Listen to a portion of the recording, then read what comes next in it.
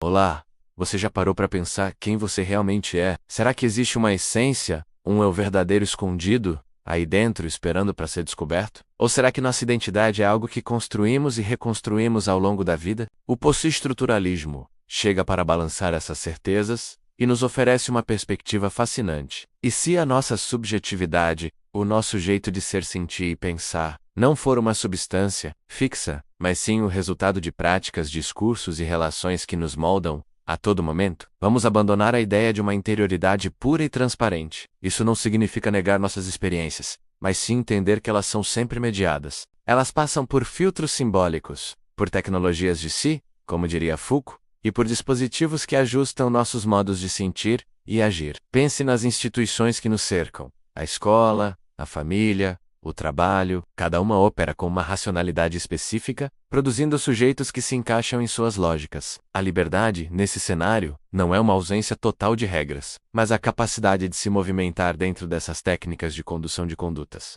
Foucault também nos fala do cuidado de si. Essa é uma ideia poderosa. É a possibilidade de criarmos práticas éticas para nós mesmos, de construirmos uma estética da existência que não se limita a obedecer às normas vigentes. Ou seja, o possestruturalismo não elimina a nossa capacidade de agir, a nossa agência. Ele apenas a reposiciona. Em vez de sermos fontes autônomas de ação, agimos dentro de redes complexas e nossa autonomia é sempre relativa, negociada e situada em um contexto. Aí entra um conceito-chave: a performatividade, muito discutida nos estudos de gênero.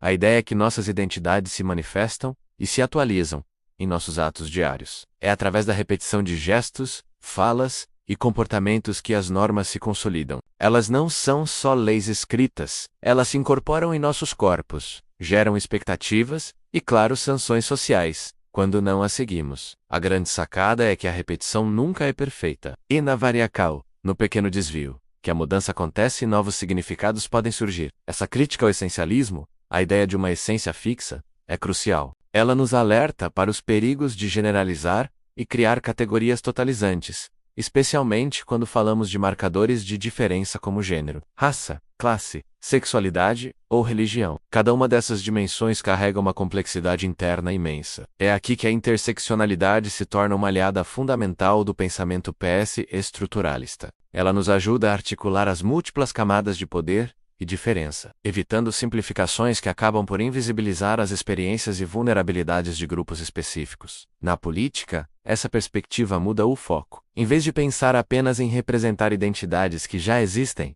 passamos a questionar como os sujeitos políticos são produzidos. Quem tem o direito de falar na arena pública? Quais vozes são ouvidas e reconhecidas como legítimas? A normatividade não é só jurídica, ela é cultural e discursiva. Ela opera em todos os níveis, do micro ao macro, influenciando nossas escolhas de consumo, nossas relações de trabalho, nossos afetos e nosso exercício da cidadania. Repensar leis e políticas sob essa ótica nos permite ver como elas codificam e reproduzem certas identidades, abrindo espaço para a criatividade democrática. Nas artes e na cultura, a ideia do autor como gênio solitário e fonte única de sentido é desconstruída. As obras se tornam arenas de disputa, campos abertos à interpretação e à invenção de novas formas de vida. Na educação, o currículo e a avaliação deixam de ser vistos como neutros. Eles são dispositivos que organizam o tempo, criam hierarquias e produzem expectativas sobre o que é aprender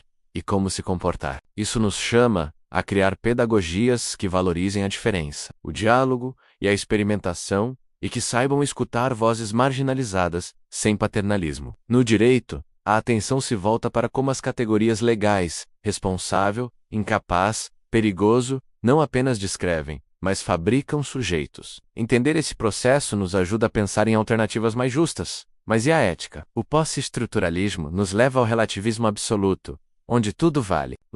Ele propõe uma ética da responsabilidade situada, uma ética que mede os efeitos de nossas ações, que considera as vulnerabilidades envolvidas e que está sempre aberta à contestação pública. Claro, essa corrente de pensamento não está livre de controvérsias. Uma das principais críticas é que, ao dissolver fundamentos universais, o possestruturalismo enfraqueceria a possibilidade de ação coletiva e de solidariedade. É uma crítica séria. A resposta, no entanto, é distinguir entre recusar fundamentos transcendentais e afirmar a importância de práticas normativas situadas. A ação coletiva não precisa de uma verdade absoluta para existir. Ela pode se basear em pactos, alianças e objetivos comuns, construídos coletivamente. Hoje, em nosso mundo digital, essas ideias são mais relevantes do que nunca. As plataformas online operam como novos dispositivos que modulam nossa atenção, nossos afetos e nossas interações. Algoritmos, métricas e políticas de moderação criam normas invisíveis que decidem quem é visto, quem é ouvido e quem pertence. A economia de dados transforma o cuidado desse numa prática tecnopolítica, exigindo de nós uma nova vigilância para proteger nossa privacidade e autonomia. A relação entre igualdade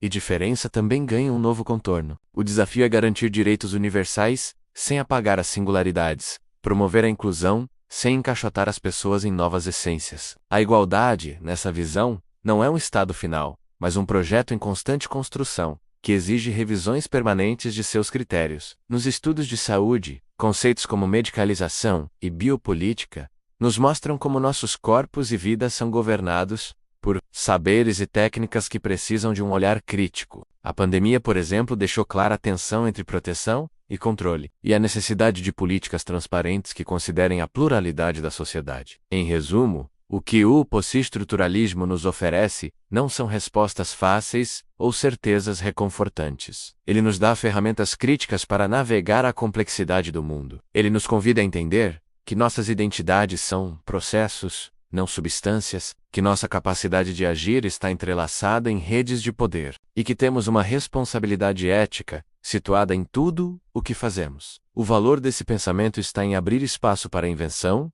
para a contestação e para práticas democráticas que acolham a diferença como condição fundamental. Ao reconhecer que nossas identidades e normas são históricas, ganhamos o poder de reescrevê-las, de ensaiar novos modos de vida que ampliem liberdades e reduzam violências. A crítica, aqui, não é um fim em si mesma. Ela é parte de um processo de cuidado e de criação, onde pensar e viver se unem como práticas políticas e estéticas. É um convite contínuo para construirmos, juntos, sociedades mais conscientes de si e mais abertas ao futuro. Obrigado por assistir. Se você gostou dessa reflexão, deixe seu like, se inscreva no canal e compartilhe suas ideias nos comentários. Até a próxima.